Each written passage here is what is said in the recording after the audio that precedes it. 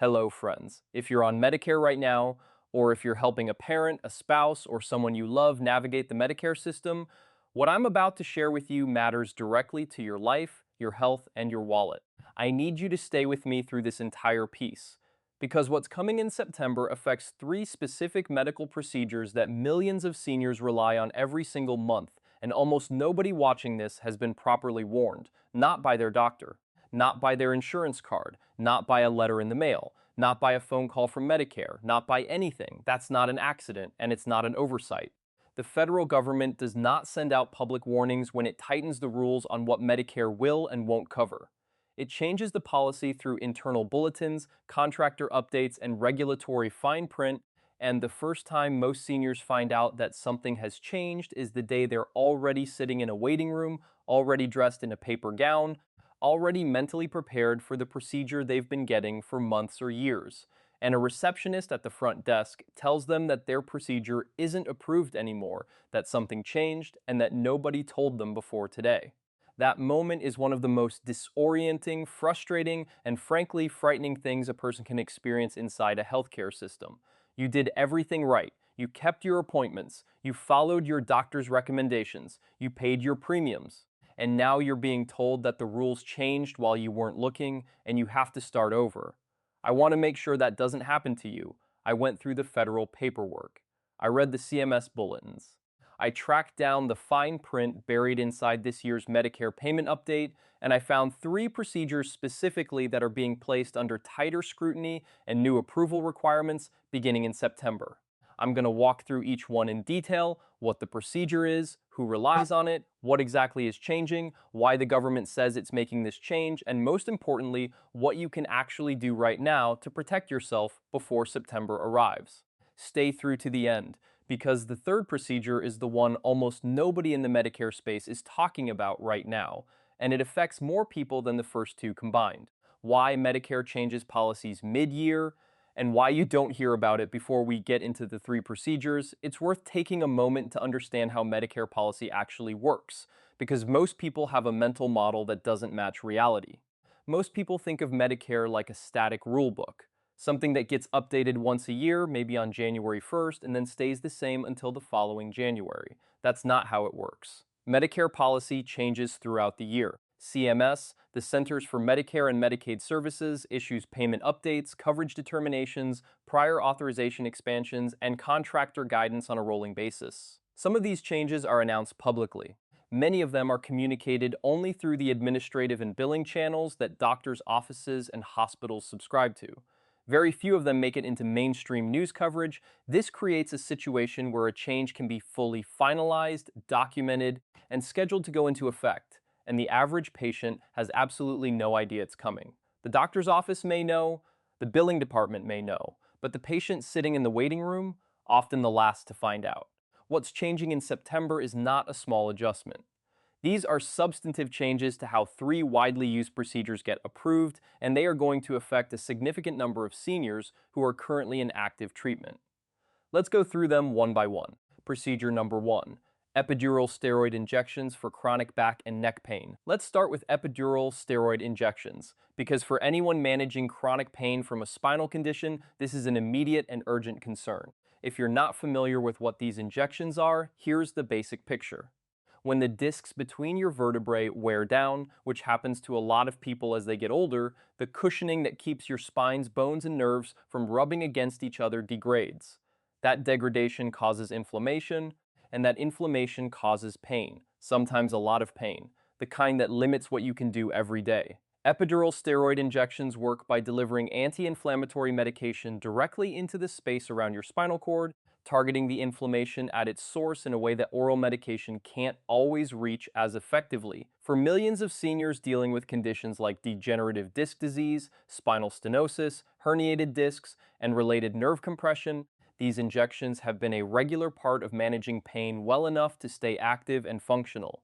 Some people get them every few months. Some people have been getting them for years. The injections don't fix the underlying structural problem. They manage the symptoms so the patient can live with something approaching a normal quality of life. Here's what's changing starting in September. Right now, in most cases, the process works like this. Your doctor evaluates you, determines that an injection is medically appropriate, and schedules it. The actual approval process is largely handled on the back end after the fact as part of billing. Your doctor's clinical judgment is the primary driver of when and whether you get the injection starting in September. That changes. Medicare is adding a asterisk prior authorization requirement to this category of procedure. Prior authorization means that before the injection can be scheduled and performed, your doctor's office has to submit a formal request to Medicare, including documentation of your diagnosis, your history of conservative treatments, and a justification for why the injection is medically necessary, and then wait for a separate approval from Medicare before anything can proceed. That might sound like a reasonable administrative check. Here's what it looks like in practice. The review process on the other end of that request is not being conducted initially by a physician or a clinical expert reviewing your file. It's being run through an asterisk automated review system, a software process that evaluates the submitted documentation against a set of coded criteria and flags whether the request looks, to the algorithm, like it meets the threshold for medical necessity. Most patients have never seen those criteria. Most doctors haven't been given a full, plain language explanation of exactly what the system is looking for either. If the automated system decides that what it's looking at doesn't meet the threshold, or if the submitted documentation is missing something the system expects to see, even something minor, the claim can be held or denied. At that point, a human reviewer may eventually get involved, but only if the doctor's office catches the denial, decides to push back, files a formal appeal, and waits again for that appeal to be reviewed. For someone in chronic pain, that's not a bureaucratic inconvenience. That's potentially weeks of delay, weeks of being told to wait, to reapply, to document things you were never told you needed to document, while the pain that was being managed suddenly is not being managed anymore. What you should do right now. Asterisk, if you are currently receiving epidural steroid injections for any kind of chronic back or neck pain, call your doctor's office. Not your insurance company, not Medicare's general helpline, your actual doctor's office, and ask them directly. Are you aware of the new prior authorization requirements that are going into effect in September for epidural steroid injections? Have you started submitting those requests? Is my treatment plan set up for this? Some offices are fully aware and already preparing. Others are still operating on the old process and won't realize anything has changed until a claim comes back denied and a patient ends up with an unexpected bill. Find out which situation you're in now, not in October. Procedure number 2. Skin and tissue substitute treatments for chronic wounds. The second procedure on this list is one that doesn't get talked about as much outside of specific medical communities, but it is critically important for a very large and vulnerable population. People with diabetes, people with compromised circulation, people recovering from major surgery or a prolonged hospital stay, and anyone dealing with a wound that the body simply isn't healing on its own. Let me explain what these treatments are and why they matter. When most people get a cut or a wound, the body heals it. It might take days or weeks, but the biological machinery kicks in and closes the wound. For a significant portion of the senior population, particularly those with diabetes, peripheral vascular disease, or other conditions that affect circulation or immune function, that healing process doesn't work properly. A wound that would close on its own for a healthy person can persist for months in someone with diabetes, slowly expanding, becoming infected, becoming a serious threat to the limb and potentially to the person's life. Skin and tissue substitute treatments are one of the most effective clinical responses to this problem. These products, which use lab-grown or specially processed tissue material, are applied directly to a chronic wound to create a biological scaffold that helps the patient's own tissue grow and close the wound. They are used in wound care clinics, hospital outpatient settings, and sometimes in home health contexts, and for patients with wounds that have resisted conventional treatment, they can be genuinely life-changing. In some cases, they prevent amputations. Here's what's happening starting in September. Medicare has decided that this category of treatment is going to be placed under a rigorous pre-approval process for nearly every application. The before and after here is stark. Where a wound care specialist previously had significant clinical discretion to apply these treatments when they judged them appropriate, Medicare will now require documented prior authorization before the treatment can proceed. That alone would be a significant change. But the number attached to this change is what makes it genuinely alarming. Internal projections and stated policy goals associated with this new review framework indicate a target reduction in approved treatments in this category of asterisk close to 90% within this fiscal year. That is not a rounding error. That is not a trim. A 90% reduction means that the vast majority of patients who are currently receiving this treatment, patients with active, ongoing chronic wounds, are going to face a new barrier to getting the treatment they've been receiving. Many of them are going to be denied, and the burden of appealing those denials is going to fall on wound care practices that are already stretched, and on patients who may not even fully understand why something changed. Chronic wounds do not behave like scheduled procedures. They do not pause while a prior authorization request is reviewed. A wound that goes 2 or 3 weeks without the treatment that was managing it can deteriorate significantly in that time. For a diabetic patient, that deterioration can lead to serious complications with very little warning. What you should do right now, if you are currently receiving skin or tissue substitute treatments for a chronic wound, do not assume your next appointment will go the same way your last one did.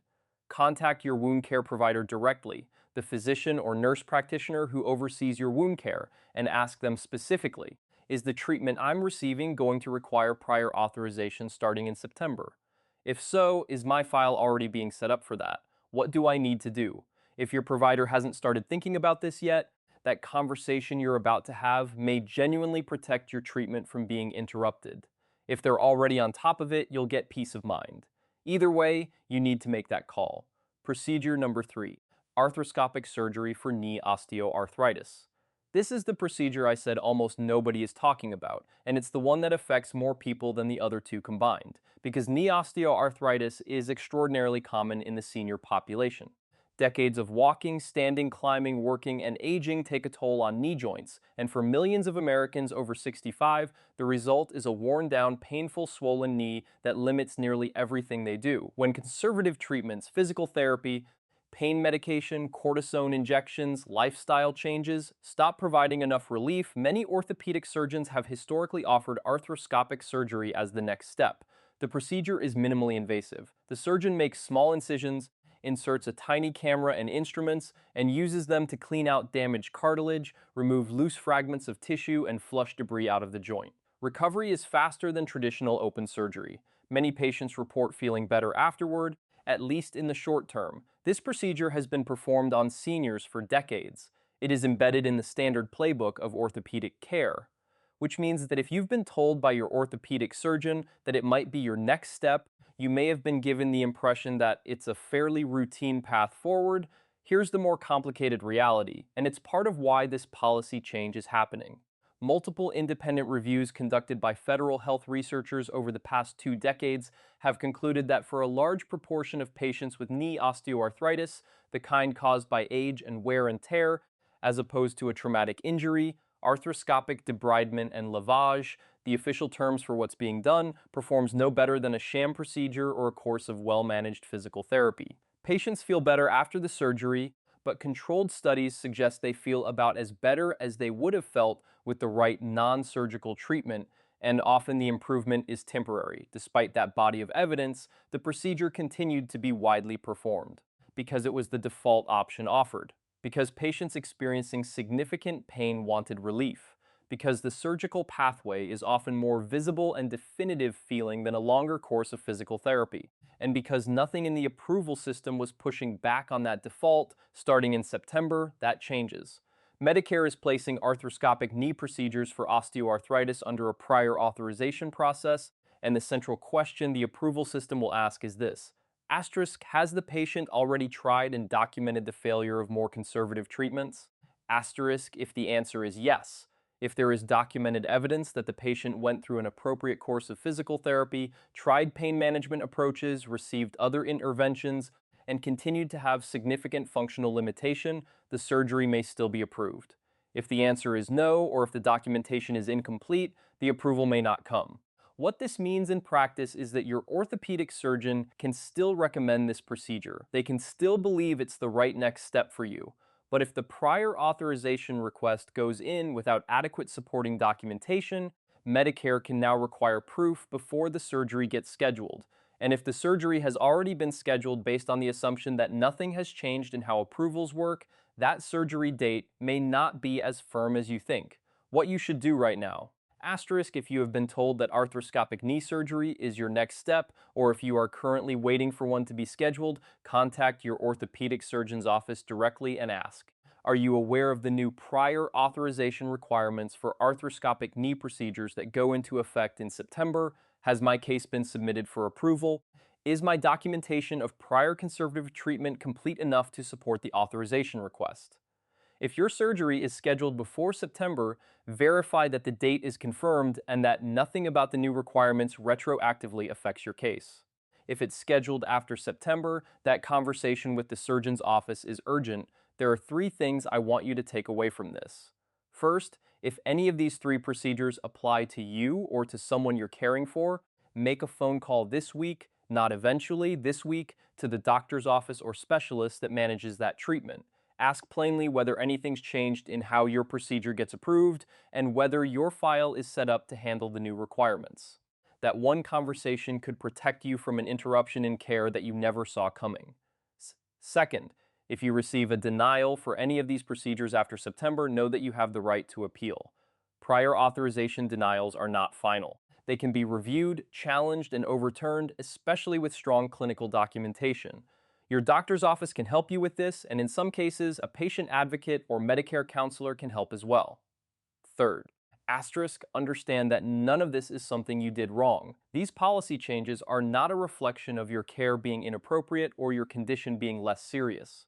This is the system tightening in areas where it decided tightening was warranted, sometimes for legitimate reasons, sometimes for reasons that have more to do with cost containment than with clinical outcomes. And the only protection you have against being caught off guard is knowing about it in advance. The people who find out early can plan. They can make calls, ask questions, make sure their documentation is complete, and go into September with a clear picture of where they stand. The people who don't find out until September is already here are the ones sitting in waiting rooms being handed bad news they weren't prepared for. If this helped you, please share it with a parent, with a spouse, with a friend dealing with chronic pain, an unhealing wound, or knee problems bad enough that surgery has come up in conversation. Getting this information a few weeks early can genuinely change the outcome. I'll see you in the next one.